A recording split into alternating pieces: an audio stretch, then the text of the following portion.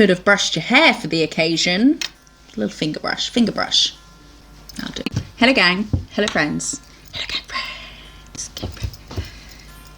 Welcome back. Thank you for joining me today. I hope this video finds you well. If you're new, hi, my name is Jo and I do nail stuff. She does stuff, nail stuff, and the stuff she does with nails done with nail stuff and stuff for nails.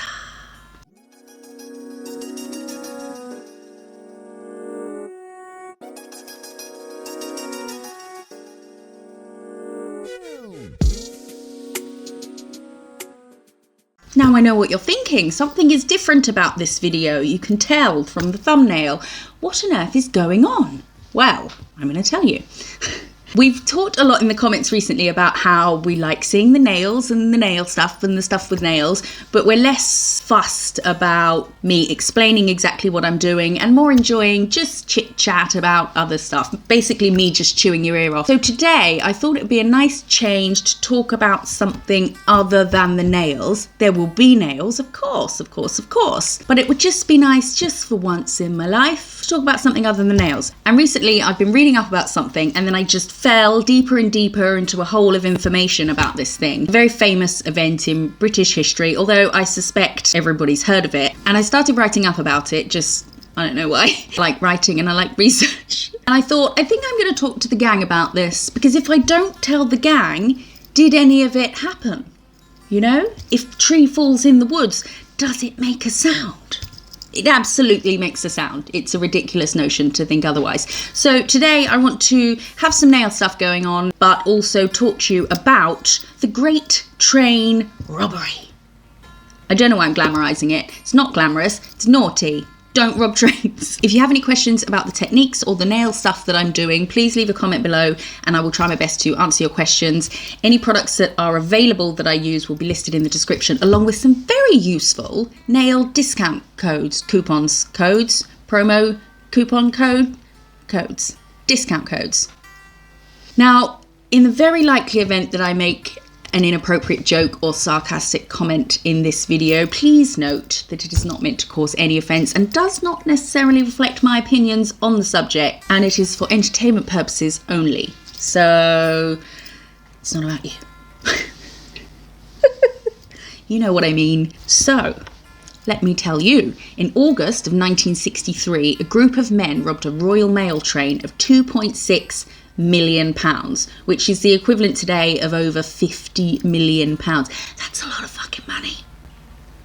I won't talk about all the people involved because there were a whole bunch, but there are a few that we need to just mention a bit about before we talk about what actually happened, because the weirdest events happened after the robbery, but we'll get to that after the robbery. So let's start our tale with Bruce Reynolds. Bruce Reynolds? Mustachioed actor? Bruce Reynolds. Burt Reynolds. Different guy. So Bruce Reynolds was born in September in 1931 to Thomas and Dorothy, who sound like nice people, you know? Oh, Tommy and Dotty, yeah, they're great. Lovely people. The son, you might want to, he looks a bit, you know. Sadly, his mum died when he was just 4 years old. His father remarried, but Bruce found it really difficult to live with his father and his stepmum, so he would often stay with one or other grandmother. He was evacuated during the Blitz of World War II, and then he left school when he was 14, which I think was kind of normal back then. They didn't have to stay in school by law like we do now. And he wanted to join the Royal Navy, but he failed the eyesight test, so he decided he wanted to be a foreign correspondent, and he got a job at the Daily Mail newspaper. But by the time he was 17, he was bored. He was bored of the routine. That's boring. He's got, you know, he's got bigger plans for himself. He gets a job in a hospital and then ends up getting a job as a bike messenger for a semi-professional racing team. And this is where he first meets criminals and started committing petty crimes. That's the international sign for petty crimes. What is he doing? Committing a petty crime. He was sent to HMP Wormwood Scrubs, which is a really famous prison, but he escaped. Slippery bugger. Then he was caught and sent to Reading Prison. And at this time, national service in the British Army was mandatory. You didn't get, what is it when they get, it's not a raffle. We didn't have drafts. We're a small country. You got to a certain age, bam, you had to join the army. But Bruce ran away 6 weeks into his 2-year term to pursue a career of petty crime. What a little entrepreneur. He served 3 years in a juvenile wing of Wandsworth Prison for breaking and entering. He'd taken things up a notch and started robbing large country houses. I guess they had fancier stuff that people have worked for to own. I think I'm going to steal that shit. And after that, he was back in prison for 3 years in 1957 for assault and battery. Him and a guy named Terry Hogan. Not Terry Wogan. Don't confuse the two. And after he was released in 1960, he became an antique stealer. The end. I'm kidding. He became an antique stealer and a thief. Of course. God forbid time in prison would put you off a life of crime. Follow your dreams and all that. I'm kidding. If you dream of being a criminal, well, you're a bit of a dick. He ended up joining a gang of fellow criminals where he met Ronald Buster Edwards. That wasn't his given name. That would just be mean to any child. He met him at famous gangster Charlie Richardson's club. I've met Charlie Richardson. I stayed with him in a caravan. Nice guy. Bar the life of crime. And even though he was an old man when I met him, my friend said to him, give her the look. I was 17 at the time, so I said, you know, give me the look. What is this look? He gave me the look, and I swear I thought he was going to murder me right then and there and then bury my dismembered body parts in shallow graves never to be found. But he didn't. He just fried some sausages and we all sat in the caravan in the rain. And then everyone disappeared at some point, and I ended up wandering around this campsite. I found my way to some teepee that was full of hippies and smoke from not cigarettes. It was so thick with smoke I couldn't see to the end. Could have led to Narnia for all I know.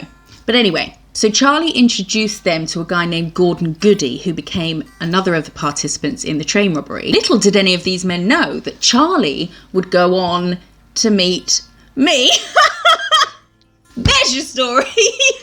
So this gang, many of which were involved in the Great Train Robbery, commit a whole bunch of crimes. They robbed Heathrow Airport and stole £64,000, and a practice, albeit failed, attempt to rob another train that net them only 700 quid. Bit of a waste of an evening, that one. Bruce was looking for his defining criminal moment that he would later go on to refer to as his Sistine Chapel. Really? You're going to compare it to the Sistine? You sure? So over 3 months, Bruce organised a gang of between 15 and 17 men, the number varies by source, to undertake the Great Train Robbery. Do you think they called it that? Or was it the media? It was probably the media. Okay, lads, got a plan. Think you're going to love it. It's called the Great Train Robbery. Woo! Sounds very fancy. Count me in. I don't think I'd trust that many people with my dastardly plan. You know, too many loose lips. Can't trust him. But Bruce obviously trusted this particular gang of crooks, so that's Bruce. Next up is Ronald Arthur Biggs. Now, Ronnie Biggs, you've probably heard of him. He's the most famous one of them all because of what happened after the robbery, which again we'll get to after the robbery. He was born in 1929 and he was also evacuated during the First World War. No, he wasn't. That was a long time ago. The Second World War, during the Blitz of the Second World War, which is irrelevant, but he went on to say in one of his books, I used to have a list of things from my school buddies of which art supplies they wanted, and I'd go up to the West End of London and spend the day knocking stuff off. So he clearly didn't give a shit about breaking the law from early on. At 18, he enlisted in the RAF, but he was dishonourably discharged after 2 years for robbing a local pharmacy. Sounds like a great guy. He went to prison for theft, and then after his release, he took part in an attempted robbery, which landed him in Wandsworth Prison. Wandsworth Prison, I know, sounds familiar. This is where he met Bruce, which I can't say without thinking of the shark from Nemo. Name's Bruce. Anyway, this man's on shock. Ronnie decided, after his third stint in prison, that he was going to go straight. Good man. Well done. He trained as a carpenter and he got married in 1960, and he and his wife went on to have 3 sons. However, come 1963, Ronnie finds himself in a bit of a pickle. He needs money to put down a deposit on a house, and I guess the income from being a carpenter just isn't cutting the mustard. It doth butter no parsnips. Enter Bruce's plan. So story has it that Ronnie is working on the house of a retired train driver. Handy. Maybe he was purposely doing that. Maybe he knew him already. Sources say he was working on his house. And I think it's this man that remains unnamed because he was never caught. And the plan to rob the train comes up. How do you get that into conversation? I don't know how. How's it going, Ronnie? Yeah, it's great. Just finished a second coat on your banisters. And then should we talk about those shelves you want? Also, want to rob a train? Maybe that's how it went. Do you want to rob a train? Do you want to help rob a train? Maybe? However it happened, it came up in conversation. And I guess they must have thought this guy was a bit dodgy anyway, otherwise you wouldn't ask, would you? I wouldn't. Ronnie tells him that it's Bruce's plan. I don't know whether that puts the guy's mind at ease. Maybe he knows that Bruce is a clever criminal or something. But he tells him, you know, it's Bruce, don't worry, I know him, he's a friend from work. Wait, that's Thor and Hulk in Ragnarok. So No Name is on board, Ronnie's on board, he needs money for the fam, his friend has a plan, he's in, sold, count me in, I'll pack a lunch, what could go wrong? Oh, and the date of the robbery, August the 8th, is Ronnie's birthday. What a lovely gift. A night that will lead to a life on the run. Hip hip hooray! And many more. Next up, just briefly, is Buster Edwards. He started his criminal career when he worked in a sausage factory. I don't know why that's funny. He would steal meat to sell on the post-war black market. The meat market. The black meat market. The black market. He became a professional criminal after his national service. Do you think he puts that on his CV? Professional criminal. I spent a year at London School for Juvenile Delinquents where I got an MVQ level 2 in petty crimes and then did a year at Crook University and got my PhD in stealing shit that isn't mine. He was also part of the Heathrow robbery with Bruce's gang, but he managed to escape arrest. And the last guy we'll touch on is Charlie Wilson. He was friends with Bruce and a bunch of the other train robbers from childhood. Had a job at a greengrocer's, but he was also a thief, and he would use the proceeds of his crimes to buy shares in gambling enterprises. He did a number of short spells in prison for a bunch of offences, and his role in the train robbery was treasurer. So he would divvy up the money and then give everyone whatever their share was. All the guys involved, we'll call them the gang, not our gang, different gang. We're not robbing train. There will be no train robbing in our gang. I mean, how much are we talking here? They all served some purpose or other. You're a big old lump. You can be the intimidating brute. Gotcha. And there were some informants that weren't present on the night. So the plan.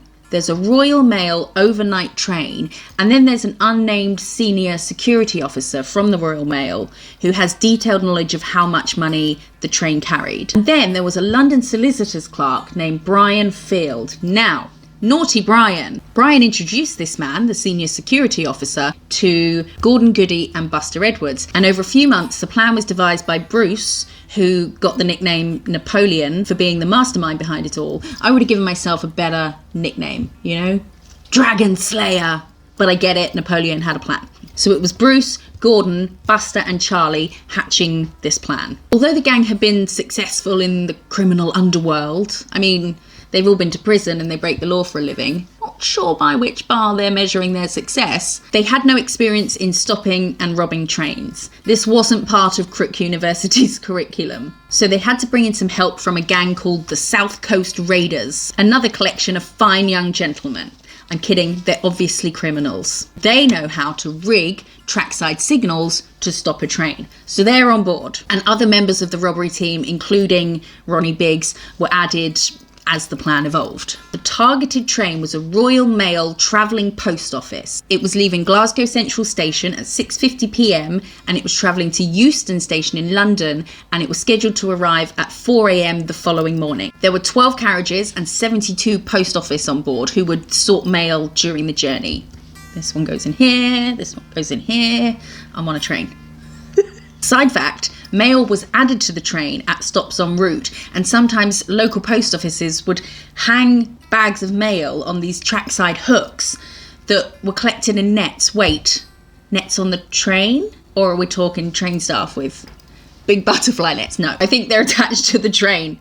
Either way, it sounds like some kind of Hogwarts / Polar Express stuff is going on. Now, usually this train would have around 300 grand on board, a lot of which would be in the carriage behind the engine room, which was called the HVP carriages, which was high value packages. However, the weekend before the robbery was a bank holiday weekend, so post offices don't work. So there was around 2.5 to 3 million pounds on board, which is the equivalent today of around 55 million pounds. I mean, I can see the appeal if you're that way inclined, which I'm not.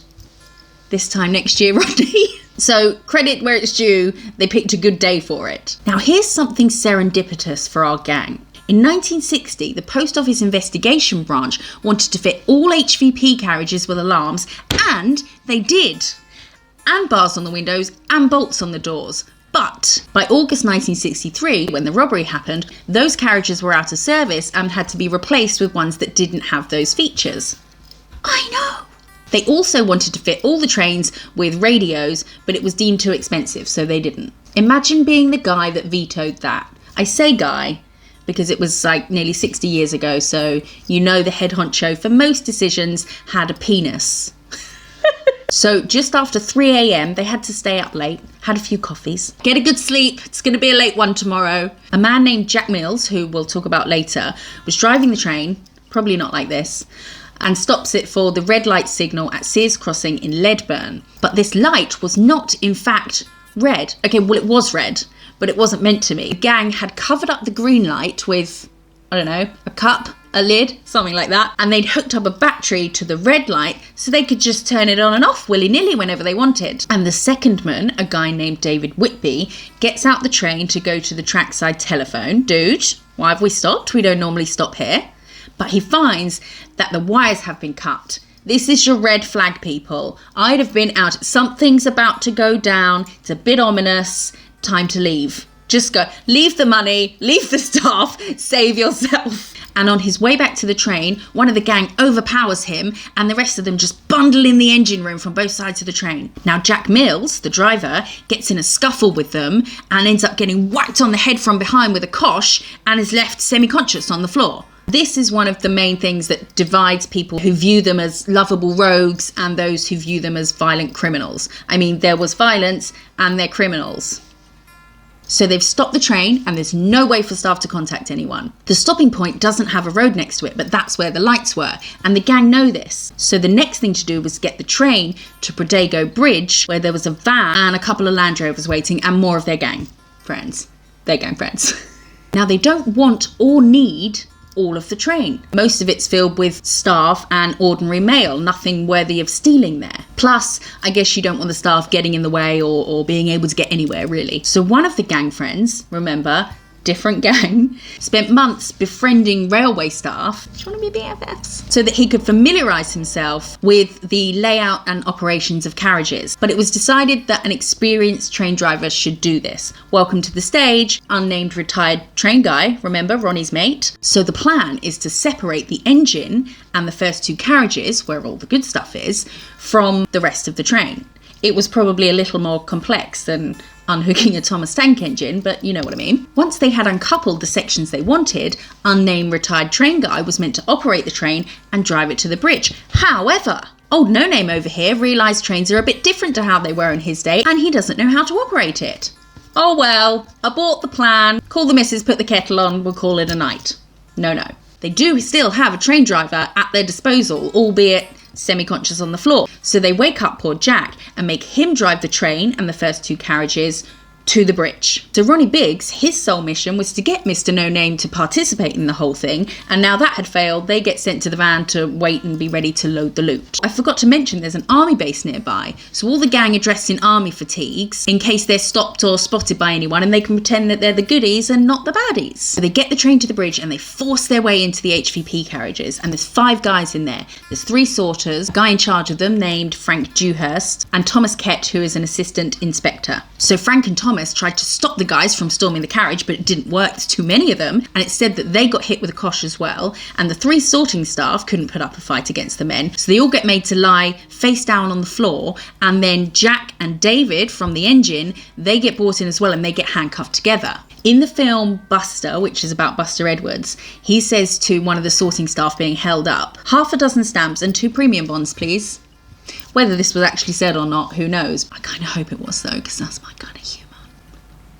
The gang took 120 of 128 sacks from the HVP carriages, and it took them about 15 to 20 minutes to load them into the van, an Austin Lodestar to be specific, by forming a human chain. In an effort to mislead any potential witnesses, the 2 Land Rovers that had the same number plate left the scene with the van. They drove along minor roads whilst listening for police broadcasts on the radio and headed for Leather Slade Farm, which was 27 miles away. It took about 45 minutes to get there. They arrived around 4:30 in the morning. This was roughly the same time the first reports of the robbery were coming in. The gang had cut all the phone lines in the train's vicinity, but one of the guys that was on the train that was left behind hopped on a passing goods train to the next town and then raised the alarm. The report that the gang heard on the radio was, "A robbery has been committed and you'll never believe it, they've stolen the train." They didn't just rob the train, they bloody stole the train. The audacity! The gang stole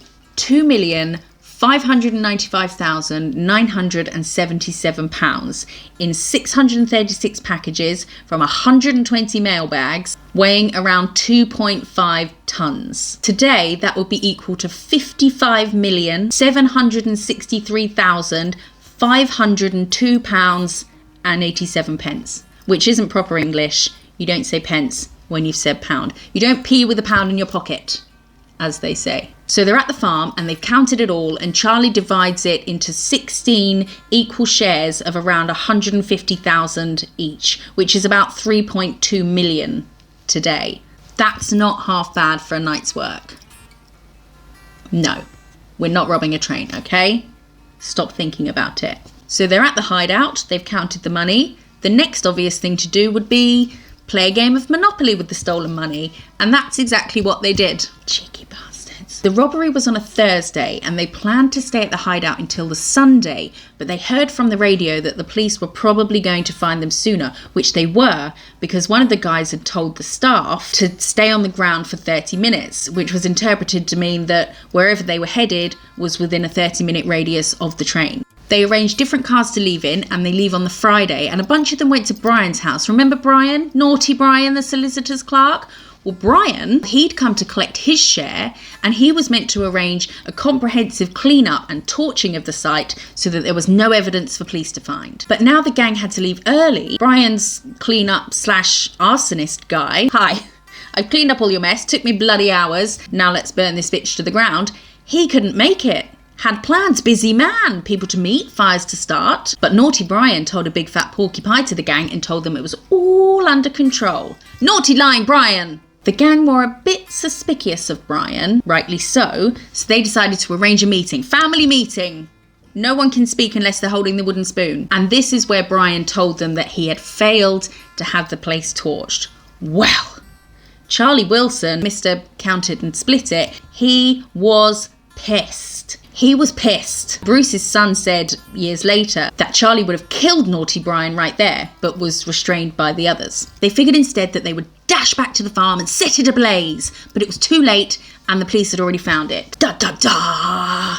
What happened next? Did the gang get away? Well, 3 weeks later, 12 of the men were caught and tried, and 9 of them were sent to prison. Before we see what happened to the others, let's mention Jack Mills and David Whitby, the driver and the secondman, so you can decide how you feel about what happened to the gang afterwards. So you remember Jack was hit with a kosh, an iron bar, and handcuffed to David Whitby. Straight after the robbery, they were taken to hospital, and they had to wait for a police officer to come and remove the handcuffs. Jack was 57 at the time, and although he returned to work for light duties before his retirement in 1967, the blow to the head had left him with severe brain damage and he never fully recovered, and he died 7 years later of leukemia. For decades, the name of the person who koshed him was left unknown until 2012, when one of the men, a man named James Hussey, made a deathbed confession to being the one who did it. But it is believed that he might have just said this so that any of the train robbers still alive didn't get the blame. David Whitby, the secondman, was only 25 at the time of the robbery, and his sister said that he was never the same after. She said the trauma from it left him so quiet and terrified to return to work, and she believes the trauma contributed to the heart attack he had when he was only 34. Their story's so sad, and it's sad that they're not the ones talked about more when talking about the Great Train Robbery, because they're the ones who tried to stop it. They're the ones who suffered until their early deaths. It's just really tragic. There is a plaque commemorating them at Crewe Station, which is where they were both from. Our robbers, on the other hand, the ones we talked about at the beginning, well, their drama was not over after that night. No. Charlie Wilson, the treasurer guy, he got the nickname the Silent Man because he refused to say anything during his trial, and he was sentenced to 30 years in prison. But he escaped after just 4 months when 3 guys broke in to break him out. Fuck doing that for anyone. No. Just no. What? No. So he buggered off to Quebec. But by 1968, Charlie's wife was missing her parents, I guess, because she decided to give them a quick ring-a-ding-ding.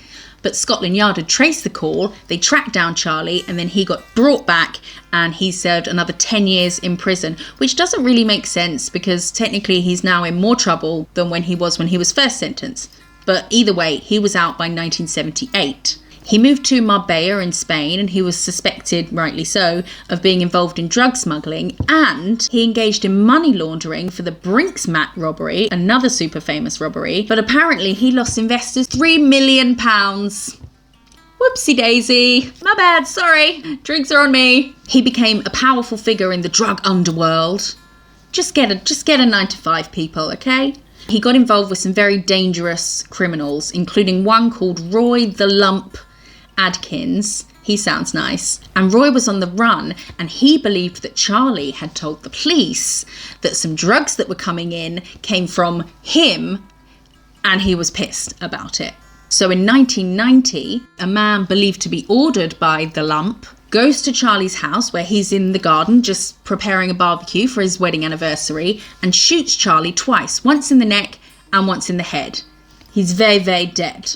The guy jumps over the fence into a waiting van and scarpers. And weirdly enough, Roy the Lump Adkins and the getaway driver from that shooting, on separate occasions and years later, both end up getting killed by gunshot. Karma! So Charlie's wife moved back to England and Charlie was buried in Streatham Cemetery in London. Now Buster Edwards, he managed to avoid being caught and he met up with Bruce, who we'll get to in a minute, hold your horses, and they went to Mexico. And in 1966, when the money was running out, how have you run out of money? You had the equivalent of £3.2 million each. What is going on? After being homesick for so long, Buster's wife and their daughter went back to England and Buster followed suit and was pretty much instantly arrested and sentenced to 15 years. He served 9 and had early release in 1975. He and his wife remained together and he ran a flower stall outside Waterloo Station in London, and he also wrote a book called Train Robbers, and he had a cameo appearance in the film Buster, where he was played by Phil Collins. Good film, worth a watch. And how's this? In 1991, someone grabbed 2 bunches of flowers from Buster's stall that was worth about £5, scarpered with them. So he reported them to the police and the guy was arrested, charged and made to apologise to Buster and pay for the flowers. Karma was having a pretty chill day that day. Like, he's one of the great let's get hit. Oh, has he just got the flower stall? All right, just have someone nick a couple of bunches of flowers. Buster was found by his brother on the 28th of November in 1994, hanging from a steel girder inside a lock-up garage. An inquest deduced that he was too intoxicated to form the intent to kill himself, but it turns out that police were investigating Buster at the time, as they suspected he was part of a large-scale fraud. So it's believed that the fear of going back to prison could have led to his suicide. Now, Bruce Reynolds, Brucey Bruce, the man with the plan. Bruce didn't get caught with the others, and he spent 6 months in a house in South Kensington waiting for a fake passport to arrive, then discreetly made his way to Brussels Airport. I don't know how you discreetly make your way to another country. Did he swim? And then him and his family made their way to Mexico City via Toronto in Canada, which is somewhat of a detour. I guess that's part of the plan, you know? Rob a train, flee to Mexico. Dad, can we get some maple syrup on the way?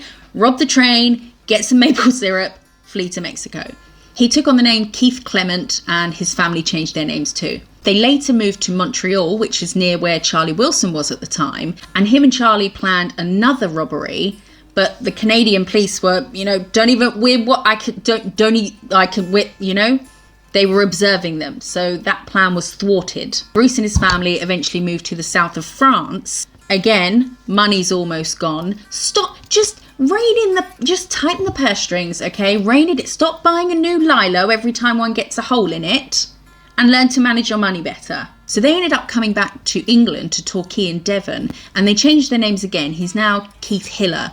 I guess he liked the name Keith. And I guess he was feeling all nostalgic because he wanted to get in touch with some of his old pals. And he did make contact with one of them. Not a wise decision made, Keith, because the Metropolitan Police were keeping tabs on the London crime scene because that's their job. And they cottoned on, that's not Keith. He's not Keith. That's our Bruce. And on Tuesday the 9th of November in 1968, 5 years after the robbery, he was arrested and sentenced to 25 years in prison. None of them actually served their full sentences, which were kind of a bit extreme. 30 years? Bruce served 10 years and he was out in 1978 when he was 47. I'm 47. Okay, still got some life in me yet. I'll just be a good boy, keep my head down, get a 9 to 5, not break the law, and just live out my life. No, that's not what he did. He must have enjoyed prison because he began trafficking and money laundering for South London gangs, and 2 years later he was prisoned for 3 years. He also published an autobiography called The Autobiography of a Thief, where he said that the train robbery was a curse that followed him around because no one would employ him afterwards. Yeah, you're a fucking criminal. What did he expect, to be headhunted by HSBC?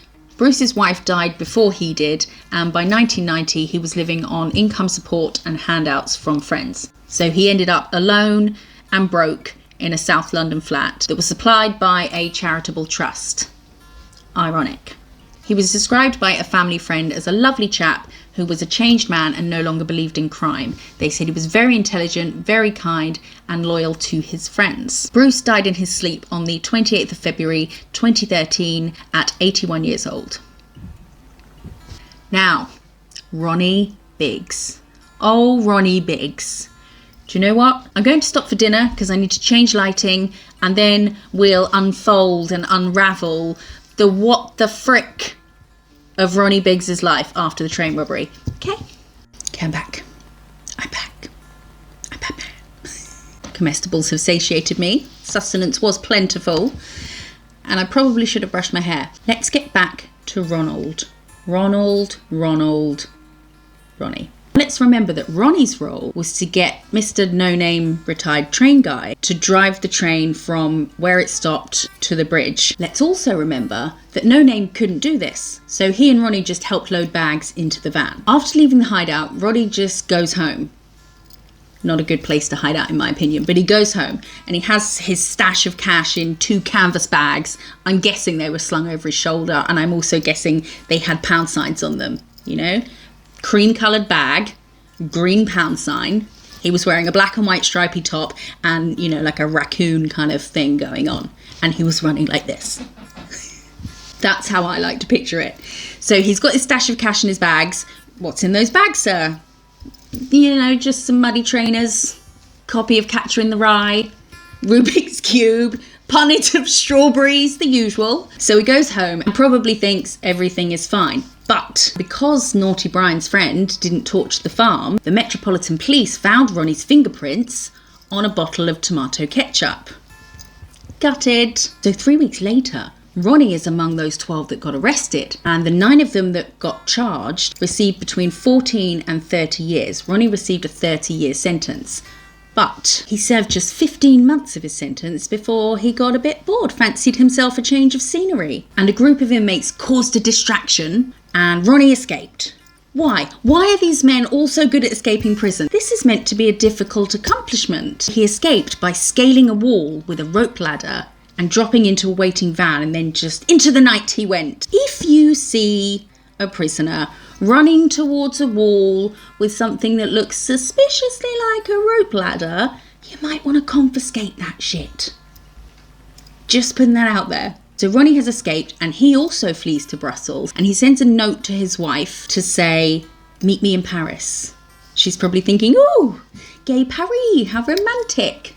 No, she's not thinking that, because she's been having an affair while Ronnie's been in prison. Mrs. Biggs. Ronnie says he's got new identity papers for them. He's Terry King, and then later Terry Cook. More like Crook, am I right?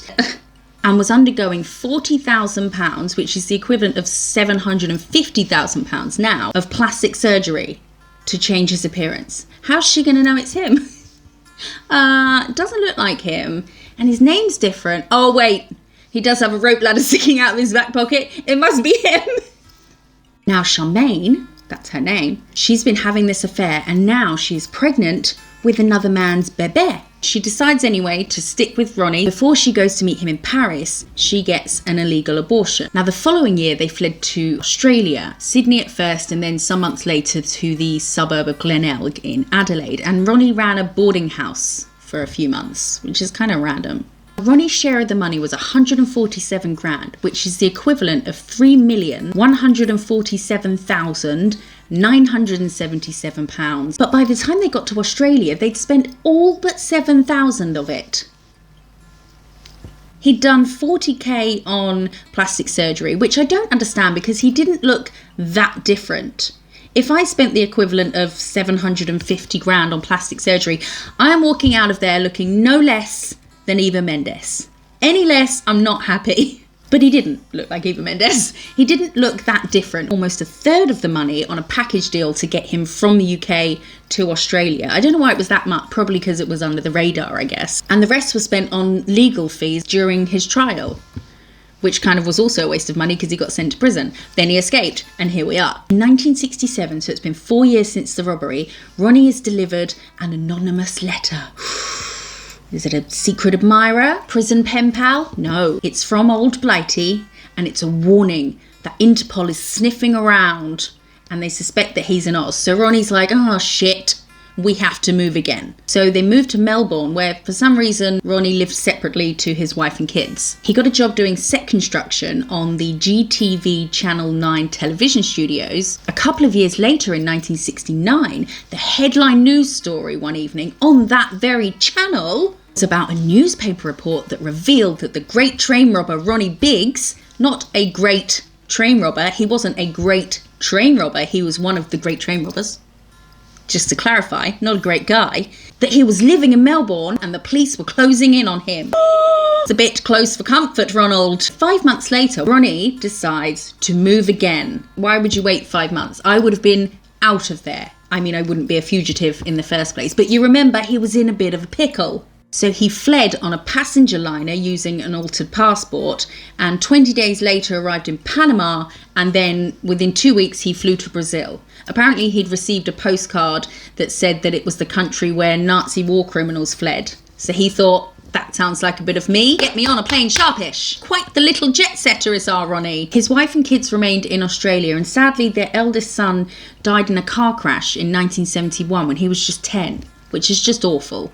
Charmaine sold her story to the media, which gave her the money to buy her house. She also took a degree and became an editor, publisher, and journalist. She went back to using her maiden name, and now her and her 2 sons live anonymously. She did consult on the ITV drama about her and Ronnie that's called Mrs. Biggs, which I highly recommend watching if you find this whole thing as interesting as I do. So Ronnie's now in Rio de Janeiro in Brazil, where at the time there's no extradition treaty with the UK, and he's just doing odd jobs here and there as a carpenter. It's 1974, and a reporter receives some information of Ronnie's whereabouts, and then some photographers.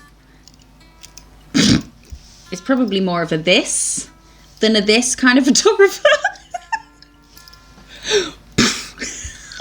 And they confirm the information, and then they break the story. And now we have a detective from Scotland Yard named Jack Slipper. Slipper? Yep, Slipper. And he goes to Rio de Janeiro. He probably didn't walk, but he got there.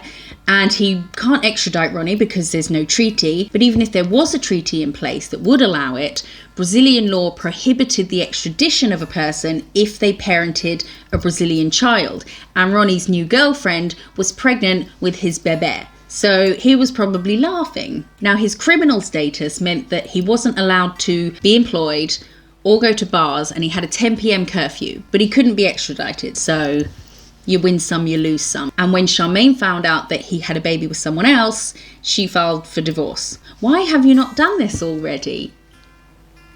So Ronnie's chilling in Rio, but remember he's not flush with cash and he's not allowed to work. So to make money, he hosts barbecues at his house. People, I guess, pay to go there, and he recounts them with tales of the great train robbery. I did this and I did that and I'm such a big shot. Look at me, hooray, hurrah. There was even Ronnie Biggs merchandise, like mugs, t-shirts, that sort of thing. Probably a tea towel.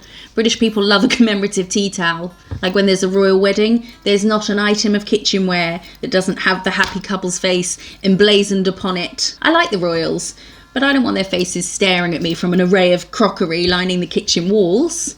Just stop it. So Ronnie must be lapping up the attention, supposedly living a playboy lifestyle, feeling all impressed with himself because people are paying to meet him. And he collaborates with some jazz musicians and records an album called Mailbag Blues, which was a musical narrative of his life that he wanted to use as a soundtrack to a film about himself. I mean, does being a fugitive earn you bragging rights? Apparently he thinks so. Either way, it didn't amount to anything and it was left doing nothing until it was discovered in 2004. He then recorded vocals on a couple of songs for a film about the band the Sex Pistols, and one of them reached number 7 in the UK charts in 1978. Jack of all trades over here. Thief, carpenter, storyteller, recording artist. I bet he had one of those aprons that said world's best griller, world's best fugitive griller. So 1981 comes around, and you cannot make this shit up. Ronnie gets kidnapped. Which is funny because I have very little sympathy for criminals. So he gets kidnapped by a gang of British ex-soldiers who put him on a boat, but the boat has mechanical issues and breaks down, and they're just stranded off the coast of Barbados, and they have to get rescued. Beg your pardon. And they get rescued by the Barbados Coast Guard and taken to port. I'm not sure where they were planning on heading with their human cargo, but Barbados didn't have an extradition treaty with the UK either, so Ronnie just goes back to Rio. Slippery little bastard. It's seeming more apparent that Ronnie fancies himself a bit of a celebrity. He gives an interview to a reporter on the plane from Barbados back to Brazil, and then he co-writes a film about himself called The Prisoner of Rio, which was released in 1988. Ronnie's Brazilian son, Michael, joined a super successful children's program and music band in Brazil when he was 7 years old, which brings Ronnie some financial security because, remember, he's run out of money. So he's now living off the income of his 7-year-old son. Probably not what he envisioned when he got away with the equivalent of 3 million quid. And in 1991, he records more vocals, this time for a German punk band. Was he a good singer? Maybe he just thinks so highly of himself that he wants the music he listens to be himself. Because in 1993, more vocals for an Argentinian punk band. Who is this man? Who are you?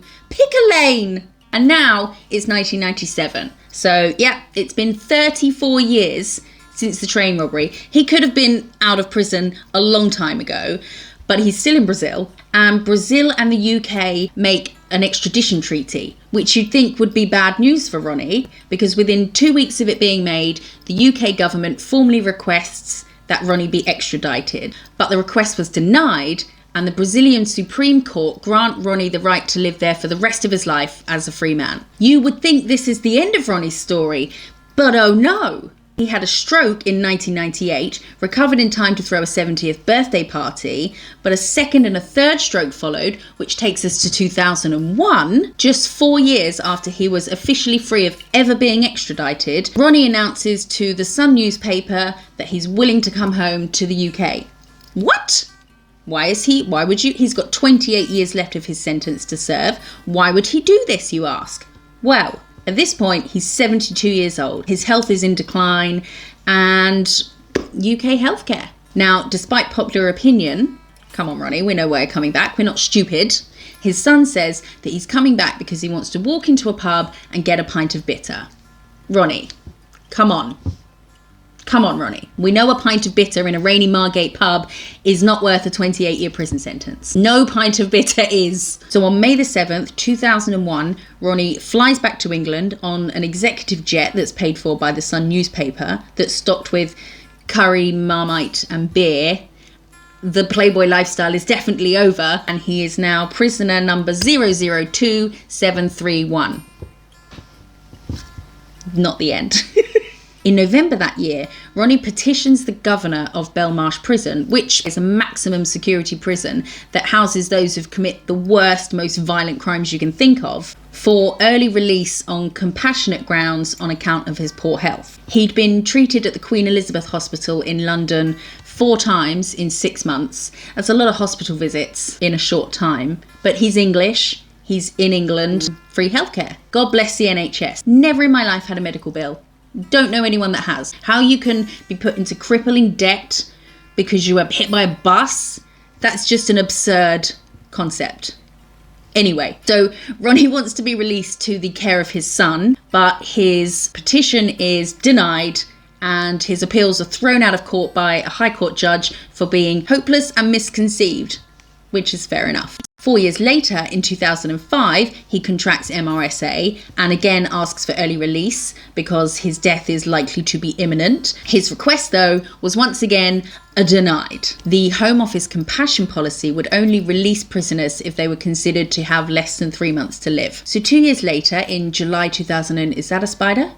July 2007, Ronnie is moved from Belmarsh Prison to a unit for elderly inmates in Norwich Prison, and again he asks for early release. He said, and I quote, and I'm going to read the quote because I can't remember it, "I am an old man and often wonder if I truly deserve the extent of my punishment. I have accepted it and only want freedom to die with my family and not in jail. I hope Mr. Straw, who was the Justice Secretary at the time, decides to allow me to do that. I have been in jail for a very long time." Yes, you've been breaking the law for a very long time. "And I want to die a free man. I'm sorry for what happened. It has not been an easy ride over the years."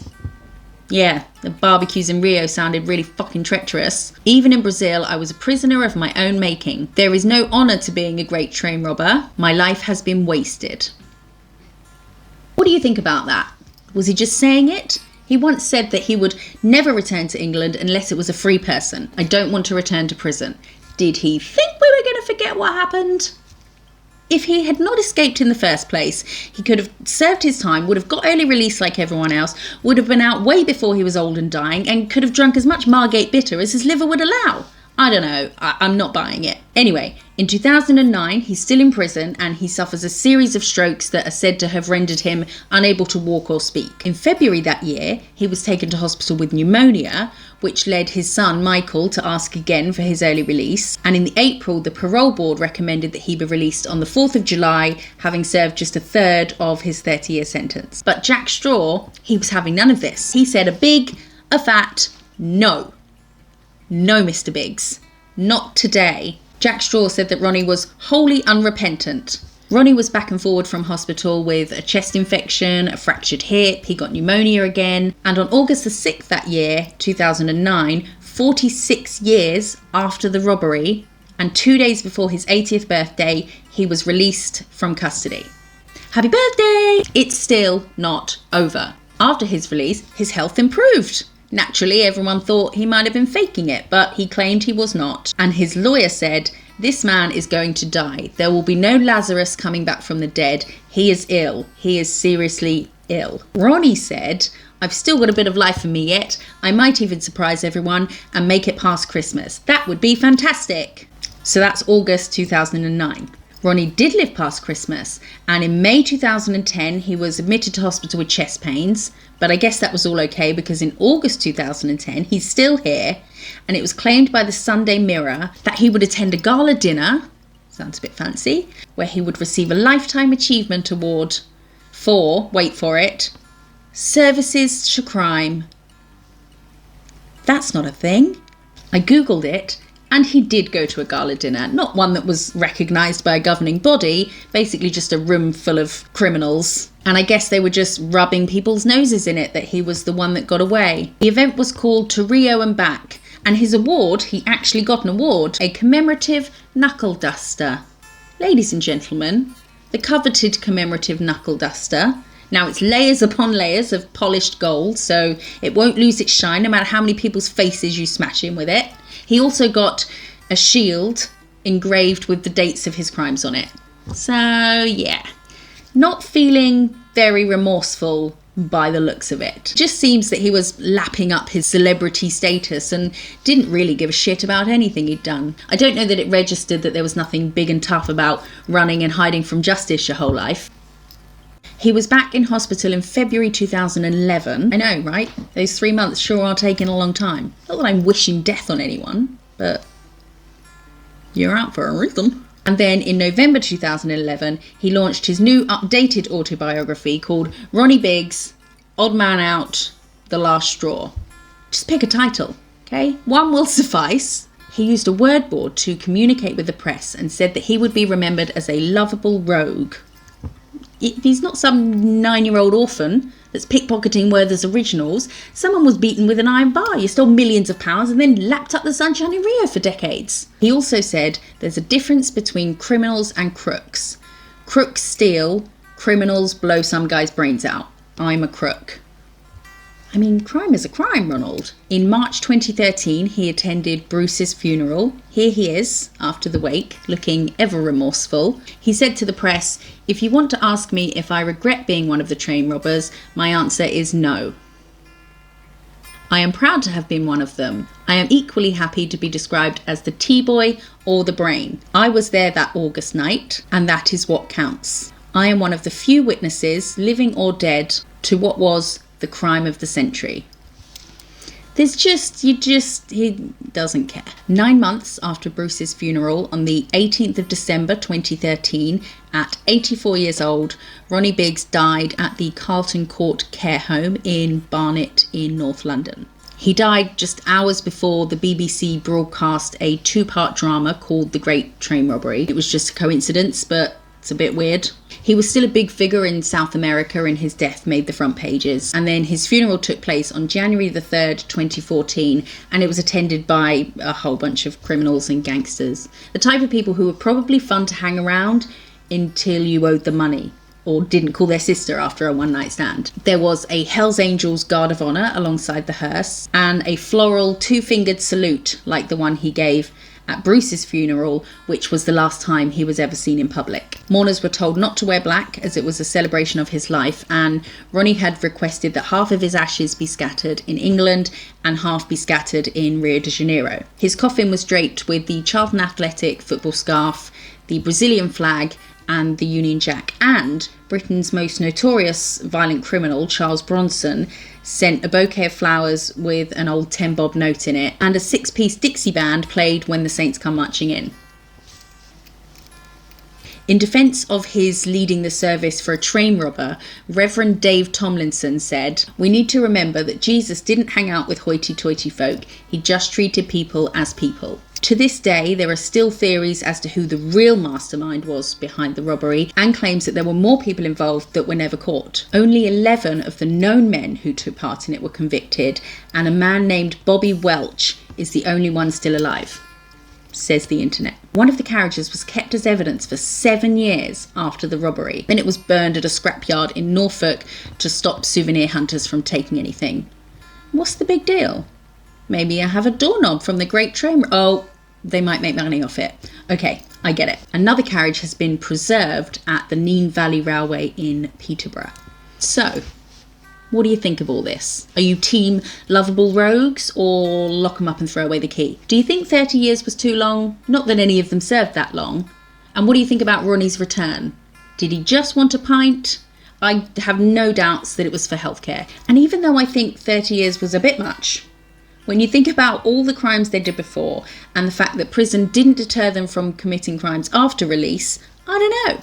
Maybe 30 years is what it took to stop them from being a dick again anytime soon.